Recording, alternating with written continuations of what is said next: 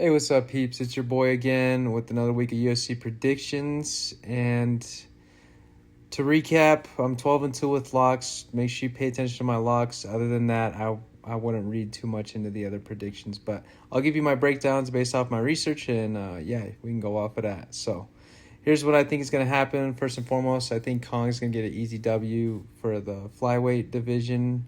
Kong is a great kickboxer. I don't see Leonardo beating her at all because she has been on a skid. She has 6 UFC losses, and I think Kong's just too good of a kickboxer and fighter overall.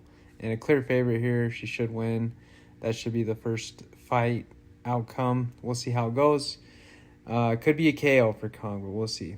And then Cavalcanti versus Nunes. This was a hard fight to predict. Nunes is smaller. She has great power in her hands, though. Cavalcanti just came off a nice submission win, and I believe she's 6-1, so she's kind of a newcomer. She hasn't really had a strong test yet, so to speak.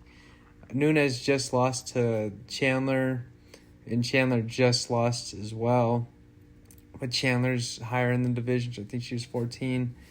So yeah, Nunes is definitely a little bit more tested, but I have Cavalcanti because she's a more technical striker, so we'll go with that.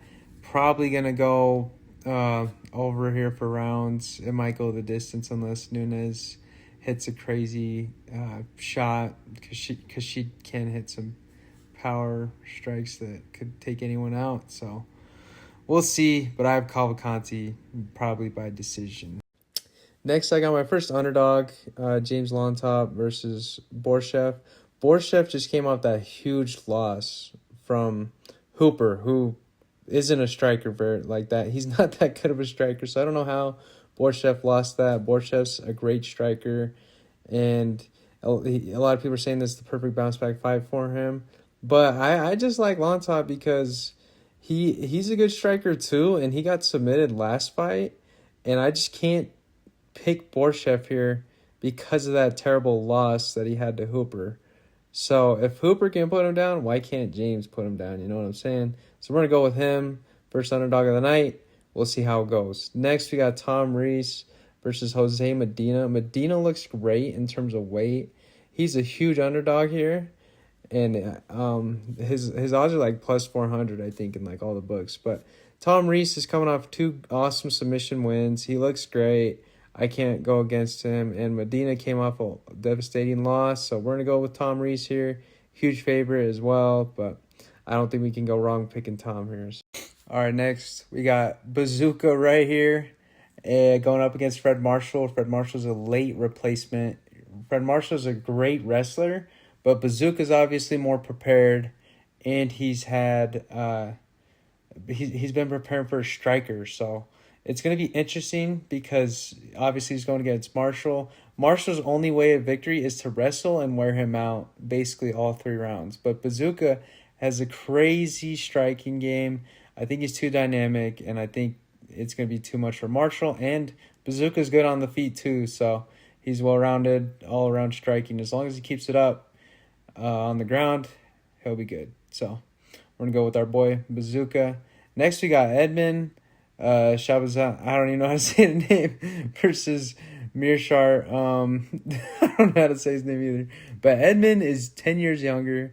He's a great striker, and I just can't go against him because of those factors. So we'll ride with him, and I'll stand by that. So Ramoska and Fletcher, these guys, this is a tough one. I'm surprised Ramoska's the underdog though. So we're picking Ramoska basically because this guy's a stud. Like he's just got that dog in him to me. Like he fractured his head or something last fight and still won. So a guy like that, I'm gonna pick 9 times out of 10. Especially when Fletcher's background is strictly Cage Warriors, and these guys are both coming from the Ultimate Fighter. So there's a lot of unknowns with this one, but these guys are both crazy good strikers and got a lot of power. So it's kind of funny they're on the main card when they didn't even win their Ultimate Fighter season, if I'm right. But yeah, we're riding with Ramoska, and I think he wins this pretty easily. But if not, somebody's getting slept this fight. That's how I see it playing out. Next is our second lock. We got Michael Morales right here against Neil Magny. Everybody knows Neil Magny. It is a guy that has a jack of all trades. He's proven. But he looked sloppy against Ian Gary. That was such a boring fight, in my opinion. And Michael Morales has every tool in his arsenal. He's younger, so I got to pick the young guy. And I have him as a lock just because I have that much confidence in him. Then this one's interesting. So Santos had to cut like 30 pounds just to get this opportunity to fight. And hopefully, I don't know if that's correct. I think he's fighting in his weight class. He's comfortable, and I think that the last time Santos actually fought a grappler, he was submitted when he went down a weight class as well. There's some fight he had recently where it was kind of the same scenario where he lost because he was fighting a wrestler, same type of style as Ofli. So we're gonna go with Ofli. And yeah, I think he gets it done. Maybe submission. We'll see. And then, this one was tough. Valentin and Loader. I honestly had a 50-50 thought process on this because it's like a striker versus a grappler. But ultimately, I went with Valentin just because I think that he is more experienced and overall better fighter. So we'll see. Could go either way. Last two fights, Hill and Tabitha Ricci. Obviously, this one's a toss-up. Honestly, I had a hard time predicting this one. Hill has proven that she can be a formidable opponent to anybody. Doesn't matter the age. Hill's 39 now. Tabitha Ricci's climbing the division. She is a great grappler, and that's how she's going to win this fight, is by landing her takedowns. She has to get these takedowns. Hill is the better striker by a little bit. We'll see how it goes in the fight. But yeah, I think Ricky's going to be very aggressive with their takedowns. And I think the cardio is going to be a factor here. But both are going to stand up and stay basically in the fight the whole time. And it's going to go the distance. So it'll be an interesting scorecard. But I think Ricky's going to win because the UFC is trying to push her up in the division. So we'll see. Lastly, the main event. Jared Cannonier versus our boy Borralho. I can't bet against a fighter nerd.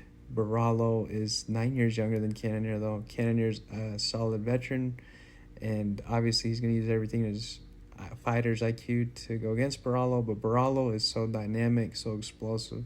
This guy moves fast for how big he is. It's ridiculous how dynamic of a fighter he is. So I can't bet against him, and I have him as a lock because I have that much confidence in him, despite him going up against Jared Cannonier. And Cannonier just got slept as well, so it's kind of hard to pick him to bounce back this fight. But we'll see. Kind of a gatekeeper fight. Borralho should win, though. So go with that. These are our picks. We'll see how they do. Good luck to you all. I hope the fight night's a banger. And yeah, that's what I think is going to happen. So see you guys in the next one.